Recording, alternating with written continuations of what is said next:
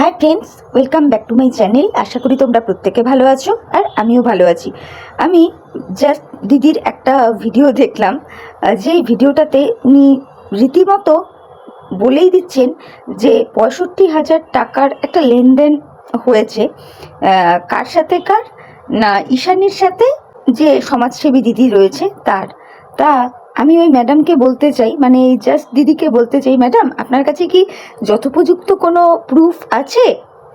যদি থাকে সেই প্রুফগুলো দর্শকদের দেখিয়ে তারপর বলুন।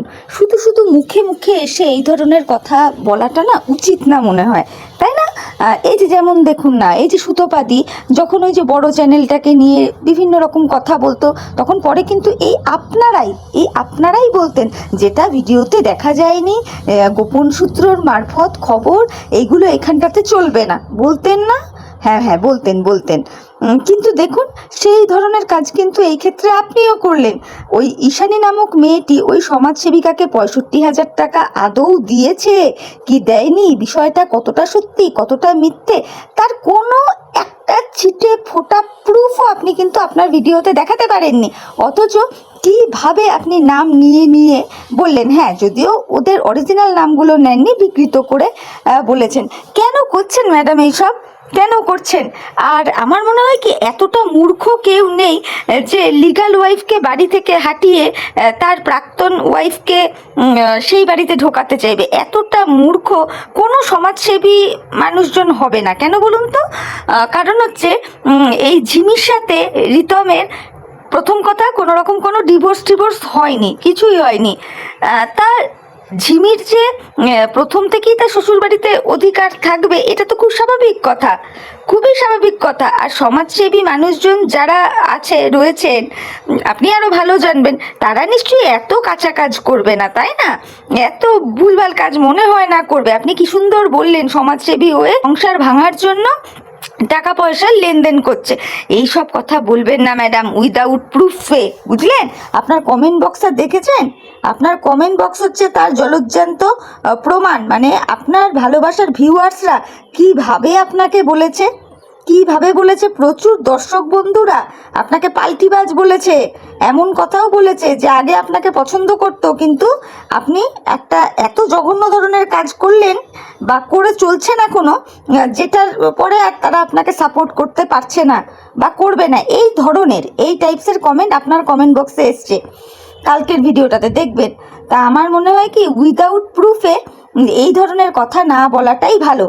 আপনি পরিষ্কার নাম নিয়ে বলছেন যে ঈশানী 65,000 টাকা ওই সমাজসেবী মহিলাকে দিয়েছে, যেখানে কোনো প্রুফ আপনার কাছে নেই।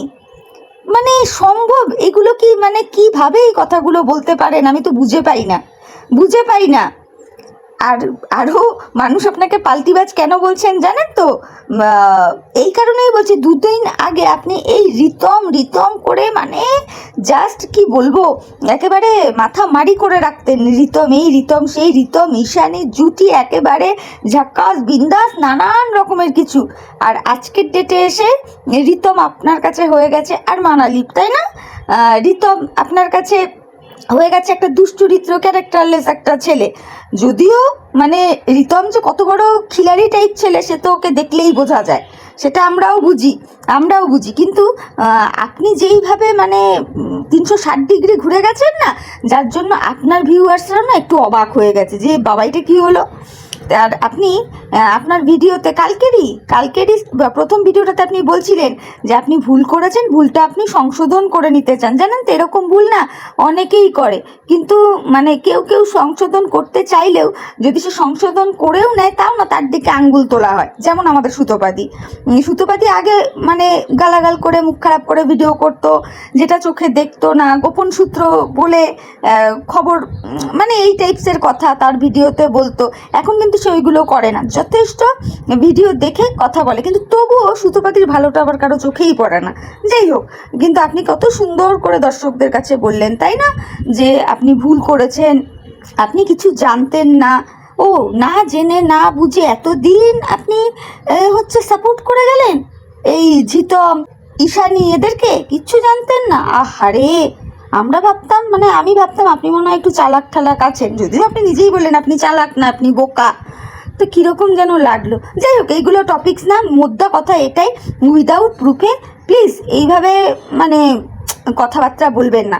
যদি মানে ভ্যালিড প্রুফ কিছু দেখাতে পারেন, যেটা দেখলে প্রত্যেকে বুঝতে পারে যে হ্যাঁ সত্যি ঈশানী টাকা দিয়েছে বা ওই সমাজসেবিকা টাকাটা নিয়েছে, তাহলে কথাটা মানা যায়, তাই না? এটাই হচ্ছে কথা। আর রিতমকে কি বলবো, মানে সত্যি ওকে মানে উপর থেকে দেখলে যতটা মনে হয় ও যে ভেতরে সেটা নয়, সেটা প্রত্যেকেই বোঝে। উপরে একদম ইনোসেন্ট মুখ করে থাকে, একদম কচি খোকা, কিন্তু ও যে ততটা না, সেটা দর্শকরাও জানে, দর্শকরাও বোঝে। আর এগেইন বলি, ঝিমি ও শ্বশুরবাড়ির থেকে বেরোবে কেন? ঝিমি তো রিতমের লিগাল ওয়াইফ, ওর 200% অধিকার আছে ওর শ্বশুরবাড়িতে থাকার। ওকে এমনিই কেউ বাড়ি থেকে বের করতে পারবে না।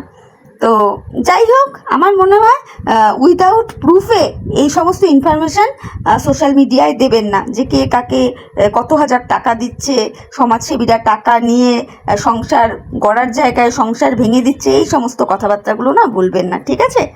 তো চলুন, মনে হলো আপনাকে এইটুকু বলা যায়, তাই বললাম। ভালো থাকবেন। আর এটাও বুঝে পাচ্ছি না, সমাজসেবীদের এখন মানে ইউটিউবেই দেখতে পাচ্ছি বেশি কাজকর্ম পড়ে গেছে সমাজে। মানে ইউটিউবের বাইরে কি কোনো কিছু হচ্ছে না, মানে ক্রাইম হচ্ছে না? না, দেখতে পাচ্ছি তো যে সব সমাজসেবীরা ইউটিউব নিয়ে প্রচণ্ড একটা ব্যস্ততার মধ্যে রয়েছে। এনিওয়ে, ভালো, ওয়াইটি ক্লিনিংয়ের কাজে ওনারা এসছেন, খুব ভালো। তো ঠিক আছে, চলুন। জাস্ট দিদি, এই কটা কথা আপনাকে বলার ছিল। আর বন্ধুদের বলবো, আমি যে কটা কথা বললাম তোমরা একটু মন দিয়ে শুনে দেখো যে আমার কথায় কি ভুল আছে না ঠিক আছে। যদি মনে করো যে হ্যাঁ আমার কথায় যুক্তি আছে, তাহলে আমার ভিডিওতে কমেন্ট করো, তোমাদের মূল্যবান মতামত জানিও। আর ভিডিও শুনে ভালো লাগলে লাইক, কমেন্ট, শেয়ার আর সাবস্ক্রাইব করে পাশে থেকো, ঠিক আছে? তাহলে এখনকার মতো বিদায় নিচ্ছি, পরে নতুন ভিডিওর সাথে দেখা হয়ে যাবে। প্রত্যেকে ভালো থেকো, tata, bye, love you all.